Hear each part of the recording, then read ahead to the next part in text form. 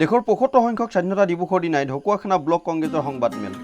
গো আইন বাতিল নকৰিলে জংগী আন্দোলন কৰিব ঢকুৱাখানা ব্লক কংগ্ৰেছে। সংবাদমেল সম্বোধন কৰি এই কথা জনালে ঢকুৱাখানা ব্লক কংগ্ৰেছৰ সভাপতি তৰুণ চেতিয়াই।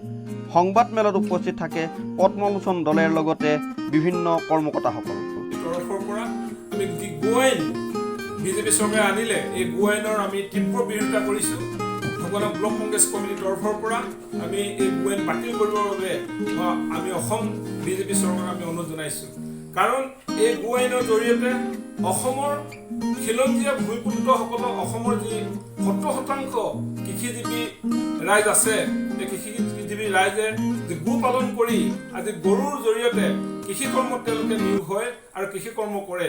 ইয়াৰ উপৰিও গৰু পালন কৰি গৰুবিলাক আমাৰ কৃষক ৰাইজে বিপদৰ সময়ত তেওঁলোকে এই গৰু বিক্ৰী কৰা পইচাৰে টকাৰে বিভিন্ন যিবিলাক অভাৱ ঘৰুৱাভাৱে হওক, আজি ল'ৰা ছোৱালী শিক্ষা ক্ষেত্ৰতে হওক, বিভিন্ন কামত এই গৰু বিক্ৰী কৰি অসমৰ দুখীয়া কৃষকসকলে উপকৃত হৈ আহিছিল। গতিকে অসমৰ বিজেপি চৰকাৰে, অসমৰ হিমন্ত বিশ্ব ডাঙৰীয়া মুখ্যমন্ত্ৰী বিজেপি চৰকাৰে অসমত যি আমাৰ যোৱা বিধানসভাত যি 2021 গো আইন আনিলে, এই গো আইন তেওঁলোকে সদনত পাছ কৰিলে। গতিকে এই গো আইনৰ বিৰুদ্ধে আমি তীব্ৰ বিৰোধিতা কৰিছোঁ আৰু আমি অসমৰ বিজেপি চৰকাৰক জনাই দিব বিচাৰিছোঁ, যদি এই গো আইন তেওঁলোকে বাতিল নকৰে তেতিয়াহ'লে আমি ঢকুৱাখানা ব্লক কংগ্ৰেছ কমিটিৰ তৰফৰ পৰা ঢকুৱাখানাৰ বিভিন্ন দল সংগঠনক আমি লগত লৈ ঢকুৱাখানাৰ ৰাজপথত আমি অসমৰ বিভিন্ন ঠাইত আমি প্ৰতিবাদী কাৰ্যসূচী ল'বলৈ বাধ্য হ'ম আৰু আমি ইয়াৰ জৰিয়তে জংগী আন্দোলন কৰি এই গো আইনৰ বিৰুদ্ধে আমি তীব্ৰ বিৰোধিতা কৰিবলৈ আমি বাধ্য হ'ম।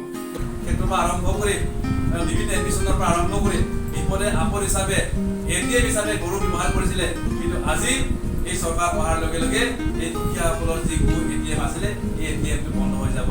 গতিকে আমি চৰকাৰক বাৰম্বাৰ আগতে অনুৰোধ জনাইছিলোঁ।